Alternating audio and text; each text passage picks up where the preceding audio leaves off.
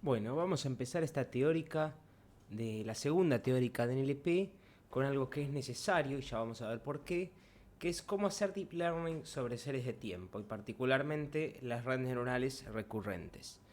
Pero antes de eso, vamos a enfocarnos en hacer un repaso y hablar un poco de los gradientes con una red neuronal clásica, digamos. Acá lo que tenemos son 6 features y 5 neuronas conectadas a esos 6 features, y finalmente una neurona a la salida que saca un solo valor, digamos. Esto podría ser, y de hecho lo vamos a hacer así, un problema de regresión, por ejemplo, en donde la salida de la última neurona podría ser, no sé, el precio de una casa, y esta la cantidad del F1 es la cantidad de pisos, F2 es la cantidad de habitaciones, F3 los metros cuadrados, F4 si tiene pileta, lo que sea, ¿no?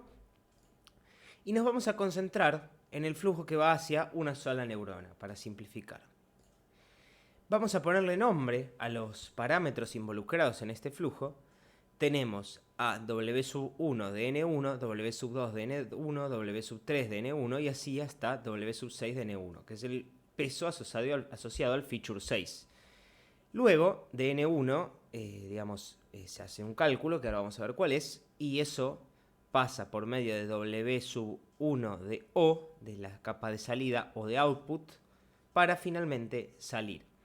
Entonces, ¿qué es N1? N1 es una función de activación H que digamos que recibe, esta H puede ser lo que veíamos como la tangente hiperbólica, puede ser una sigmoide, puede ser una ReLU, pueden ser un montón de funciones de activación. Va a recibir la sumatoria de cada uno de los pesos multiplicado por cada uno de los features.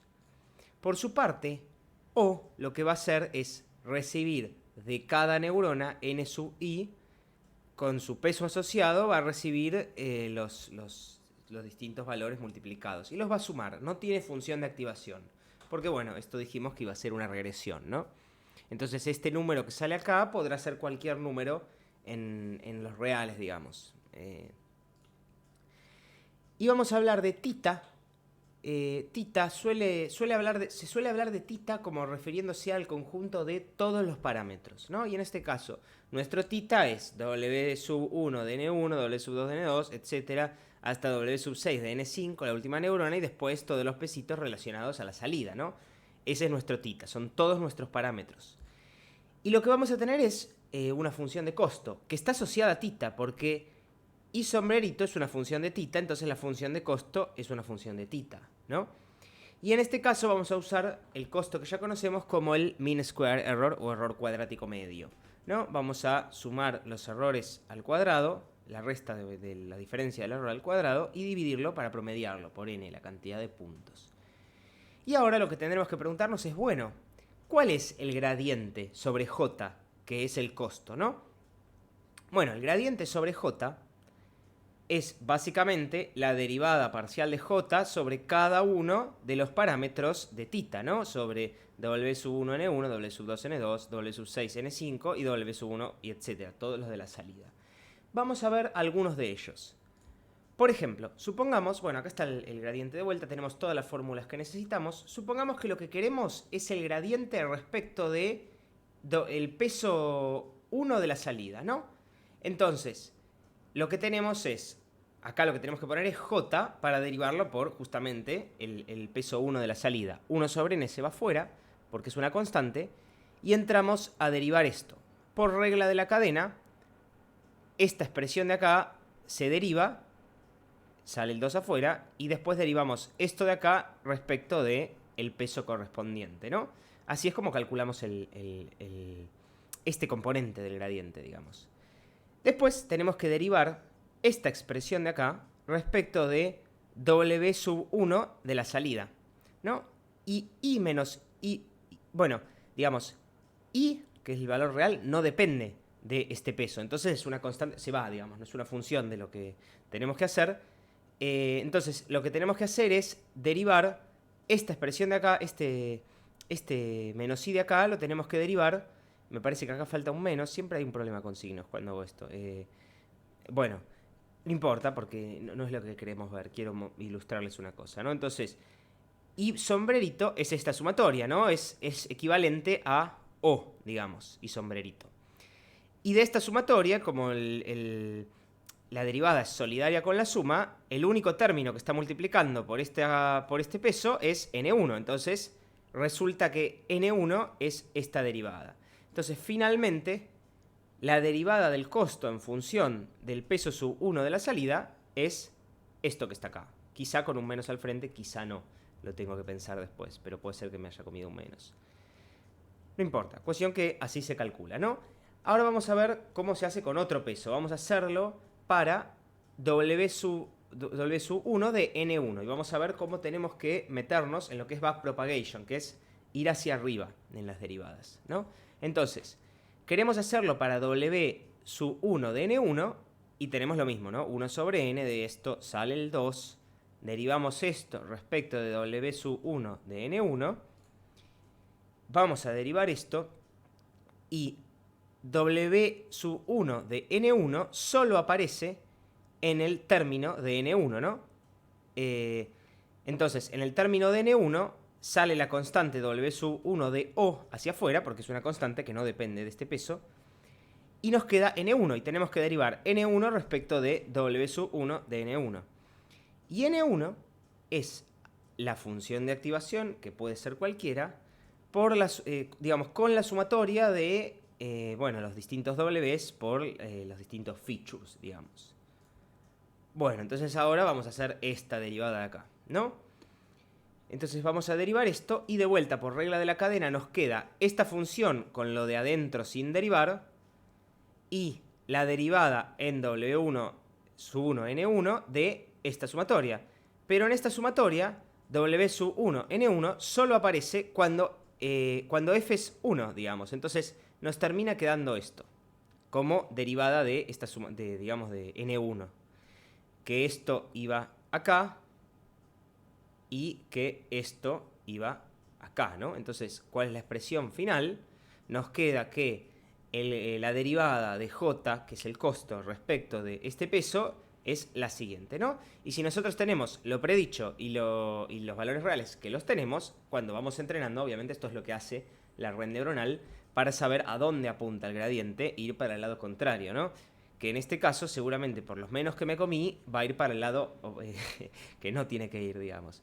Pero bueno, cuestión que nosotros dijimos, ahora que hicimos ese repaso, que íbamos a hacer Deep Learning sobre series de tiempo, ¿no? ¿Qué es una serie de tiempo? Puede ser el precio de una acción, puede ser la demanda de un cierto producto, el stock de un cierto producto, la producción de algo, digamos, cualquier cosa, cualquier variable que puede ser multidimensional de una o varias dimensiones, en este caso vamos a hacer el ejemplo con una variable de una dimensión, que avance sobre el tiempo, digamos. Bien, entonces si nosotros tuviéramos una red neuronal plana, como la que vimos recién, y quisiéramos predecir para una serie de tiempo, haríamos lo mismo que haríamos si lo queremos hacer con un XGBoost, por ejemplo, con cualquier modelo que es para datasets tabulares. Agarraríamos en algún lado instantes de tiempo, por ejemplo y diríamos, bueno, vamos a tomar todo lo que sucedió en el pasado y calcular features numéricos, números fijos, con eso. Por ejemplo, features que podremos calcular del pasado para predecir esta instancia de acá, pueden ser el promedio anterior, o sea, todo el promedio de todos los valores anteriores, la mediana de todos los valores anteriores, los últimos valores, los últimos 5 valores, por ejemplo, uno como acá un feature distinto, o el promedio de los últimos valores, me parece que eso es lo que sigue. La varianza, por ejemplo, qué tanto fue variando esto, promedio de los últimos K días, por decir algo, etcétera. Digamos, se nos pueden ocurrir un montón de cosas, y hay un montón de cosas relacionadas con el análisis de series de tiempo, que es la autocorrelación, hay un montón de cosas flasheras, digamos. Y cada uno de estos será un F en nuestra red neuronal o en nuestro XGBoost o en nuestro Random Forest o nuestro árbol de decisión o lo que sea, ¿no? Pero lo que tiene que pasar acá es que tenemos que elegir muy sabiamente estos features y entender cuáles de estos tienen que ver con lo que efectivamente pasa. Porque si nosotros elegimos unos features que no tienen nada que ver con lo que realmente predice a esa variable, bueno, no vamos a tener buenas predicciones. Y si en lugar de crear nosotros los features para el pasado, queremos que la red neuronal los descubra, ¿cómo podemos hacer eso, no? Ese es nuestro objetivo, ¿no? Y eso es lo que nos va a traer como solución, entre comillas, las Recurrent Neural Networks, entre otras, nos van a ayudar a hacer eso. Entonces vamos a introducir lo que son las Recurrent Neural Networks o RNNs también se suelen llamar. Lo primero que vamos a hacer es, bueno, nosotros tenemos esta serie de tiempo, vamos a tomar ciertos puntos cada ciertos intervalos, lo que se llama muestrearla, ¿no? Voy a tomar algunos puntos discretos, ¿no? Y voy a tomar este como T0, este como T1, este como T2, ¿no? Voy a tomar algunos puntos. Y usando toda esta secuencia de puntos voy a querer predecir la que sigue, digamos, que sería este que va acá, ¿no? Bueno, entonces tengo esta serie de puntos y bueno, esta va a ser nuestra red neuronal, nuestra neurona recurrente. Vamos a usar una sola neuronita por ahora. ¿Qué es lo que hace la neuronita recurrente? Bueno, lo primero que hace es tomar el instante actual. Toma el instante actual con un peso que vamos a llamar U, que es un número, digamos, porque esto es un número, todavía no tenemos vectores acá. Esto es un número, por ejemplo, 4 puede ser el precio del Bitcoin, no sé. U lo multiplica por algo, va a producir una salida y va a asociar a esa salida un peso B. Ahora vamos a ver bajo qué fórmula sale esta salida. Y vamos a decir que la salida en este instante es I de T0. O sea que en este momento la salida es esta, ¿no? Y por último, va a tener una entrada recurrente. O sea, va a tomar algo de sí mismo. Ahora vamos a ver qué. Pero de la propia neurona va a tomar algo que va a estar parametrizado con un peso W, ¿no? ¿Y cómo funciona esto? Bueno, R1 en el instante T sub I vale una cierta función de activación evaluada en U por T sub I, o sea, esta multiplicación de acá está tomando en cuenta el instante actual, más W por este valor, este mismo valor, pero en el estado anterior. O sea, lo que dio esto en el pasado multiplicado por W.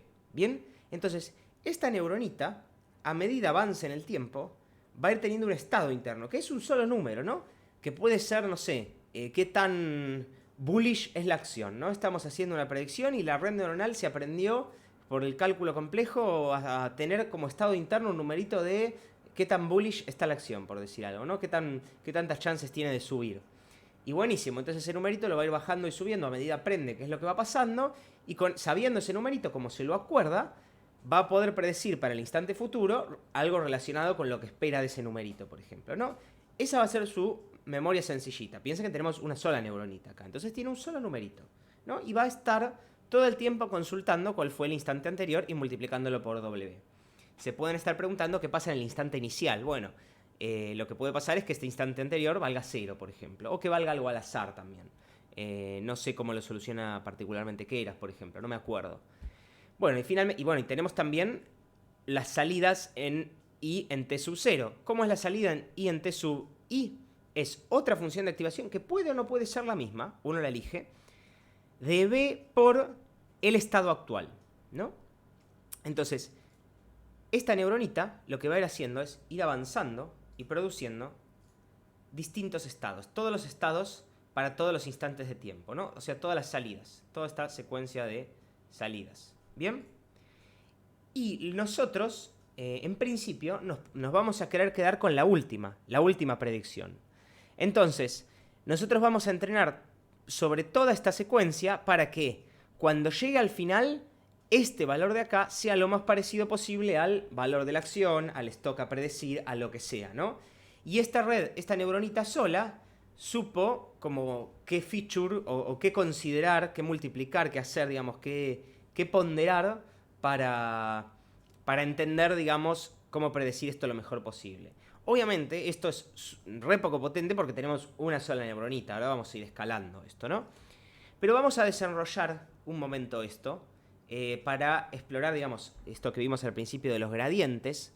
Vamos a explorar cómo es el gradiente de esto, ¿no? Se pueden empezar a imaginar que es algo complejo, ¿no? Esto es como se ve la red neuronal desenrollada, se le suele decir así, digamos.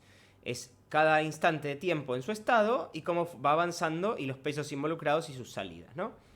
Entonces vamos a ver cómo hacemos para calcular una derivada sobre esto, ¿no? Bueno, estas son las fórmulas, que ya las vimos, y nos vamos a quedar con esto. Y vamos a querer calcular la derivada de el último instante de tiempo, o sea, nosotros vamos a estar usando este instante de tiempo para nuestra pérdida, porque en algún lado I de T21 estará metido en un, no sé, en un MCE. Entonces, esta derivada la vamos a querer calcular, porque nosotros queremos modificar este peso en función de esto. No, y vamos a calcular esta derivada. Entonces, I en T sub I, particularmente en T21, es H2, la función de activación H2, de B por R sub 1 en T21, ¿no? Todo eso respecto de W. Que W recordemos que es el pesito que es recurrente, que tiene para su propia memoria, digamos. Entonces, esto nos va a dar B. O sea, nosotros vamos a agarrar esto derivado con lo de adentro sin derivar y vamos a derivar lo de adentro. Lo de adentro es esto y esto es una constante que se va multiplicando para afuera, ¿no? Entonces, nos queda esta derivada, ¿no? Entonces, ¿cómo vamos a derivar eso? Lo que vamos a hacer es, de vuelta, aplicar, vamos a derivar sobre W, y tenemos que esta expresión de acá es H1 de U por T en 21 más W por R en 1, este es el paso anterior, y nos va a quedar esto, digamos, derivado con lo de adentro sin derivar, por la derivada de esto, ¿no? ¿Cómo es la derivada de esto? Bueno, tenemos que aplicar la derivada del producto y nos va a dar R, porque esto lo derivamos respecto de W, y nos queda esto como constante, más W por la derivada de esto respecto de W. Entonces, la de R1 sub T21 depende de la de R1 sub T20. Bueno, lógicamente, volvemos a derivar y esta depende de la 19, ¿no? Y fíjense que acá está W y acá está W, y lo que va a ir pasando es que esto se va a ir acumulando y cuando lleguemos al instante 1 vamos a tener en nuestra derivada final vamos a tener un W a la 22, por decir algo, o a lo que sea. Por ahí la secuencia de tiempo tiene 500 pasos, digamos. Y esto va a ser, o sea, no vamos a ahondar en por qué suceden esos problemas, pero imagínense que si W es un número muy cercano a 0 o menor que 1, ya de hecho el menor que 1, piensen numéricamente, el hecho de elevarlo a lo que sea y que eso esté multiplicando a otra cosa, digamos, va a hacer que eso desaparezca, ¿no? Y si es mayor a 1, el hecho de elevarlo a la 22, por decir algo, va a hacer que explote esta expresión, ¿no? Y digamos, esto de que las cosas explotan o se desaparecen mezclados con problemas numéricos que tiene la computadora, digamos, al procesar estos números chicos y con la importancia que tiene este peso, va a hacer que las RNNs tengan ciertos problemas para entrenar, digamos, para mantener secuencias a largo plazo y también para entrenar, por lo menos la RNN plana, sin tener algunos problemas, digamos. Bueno, para esto entra en solución lo que son las Long Short Term Memories, ¿no? Esto que estamos viendo acá es una RNN como la vimos recién, es otro diagrama, pero no importa. Acá hay una función de activación, acá está el I sub t, etc. Acá está la fuente de esto. Las Long Short Term Memory hacen distintas operaciones que tienen algún sentido. No sé, hay una compuerta que se ocupa de olvidar, hay otra compuerta que se ocupa no sé, hay un montón de compuertas que tienen un propósito fijo, de tal forma que cuando uno hace los gradientes sobre esto, no sea una cosa, no aparezcan problemas tan graves, digamos. De todas formas, las Long Short Term Memory no van a poder entender contextos de cualquier secuencia de largo, digamos. Pero bueno, van a poder entender secuencias más largas. Son como más resistentes a eso. Y por otro lado, están las GRUs, que son un poquito más simples que las LSTMs y por lo tanto son más rápidas, pero bueno, retienen un poquito menos de tiempo, digamos. Pero sí es una alternativa bastante buena a las LSTMs y a las RNNs. Bueno, ¿qué más podemos hacer con esta operación, ¿no? Podemos usar múltiples neuronas al mismo tiempo recurrentes. Y lo que va a pasar es que, bueno, tenemos T0, vamos a tener un vector U que tenga 3 valores, 1 para cada neurona, un vector B que tenga 3 valores, 1 para cada neurona, y un vector W que va a tomar las 3 entradas a la vez y va a devolver una salida en función de las 3 entradas a la vez. O sea, esto le permite a esta neurona de acá, por ejemplo, saber el estado también de esta otra y de esta otra, además de la propia suya anterior, ¿no? Y esto avanzando en el tiempo. Entonces, esta neurona de acá se puede estar fijando cómo va la varianza, esta cómo va el promedio, esta cómo va, y así, digamos. A medida vamos metiendo más neuronas en paralelo, se pueden estar fijando cosas distintas, digamos. Y bueno, en principio, supongamos que queremos predecir el precio de una acción, la salida que nos vamos a quedar va a ser un vector, que es un estado al final. Es un vector, en este caso de 3 dimensiones, o sea, no es específicamente el precio de la acción, pero podemos después con una red neuronal normal, ese vector transformarlo en una sola salida, ¿no? Y con ese sí predecir el precio de la acción, digamos, por ejemplo. Bueno, otra cosa que puede pasar y que vamos a ver nosotros, para esto estamos haciendo esto, es que las entradas sean multidimensionales, que no sé, que en lugar de ser el precio de una acción sea el viento norte y oeste que sucede en algún punto, ¿no? Entonces tiene 2 dimensiones y tiene una instancia temporal. Y U ya no será más un vector, sino que será una matriz, ¿no? Y la salida es la misma, es un vector de 3 dimensiones, por ejemplo, si tomamos este último estado. Lo otro que podemos hacer es apilar las RNNs. ¿Esto qué quiere decir? Que nosotros vamos a tomar la serie de tiempo, pasarla por una RNN, y en lugar de devolver el último estado, le podemos pedir a la red neuronal que devuelva todos los estados al mismo tiempo, y con esto volvemos a tener una secuencia, ¿no? Como que parece que no solucionamos nada, pero eso lo podemos mandar a otra red neuronal recurrente, y lo podemos esto hacer la cantidad de veces que queramos, hasta quedarnos al final con, o sea, esto pueden ser estaqueadas, no sé, 7 capas, 10 capas, 100 capas, no importa, y quedarnos con esta última, digamos. ¿Qué nos da esto? Nos da la posibilidad de conseguir features que son más profundos, digamos. Pasa lo mismo que en las redes neuronales normales, ¿no? Que, digamos, agregar más capas nos da como features más complejos para las capas que siguen. Bueno, acá sucede lo mismo. Nosotros podemos encadenar esto lo que queramos para conseguir los features de la complejidad que queramos, ¿no? Bueno, y de esta forma se pueden conseguir muchas configuraciones, ¿no? Podemos lograr que una RNN vaya de puede ser al revés, digamos, partir de un vector de un estado inicial y sacar una secuencia, partir de una secuencia y salir de un estado, partir de una secuencia y salir otra secuencia, y así, digamos. O sea, podemos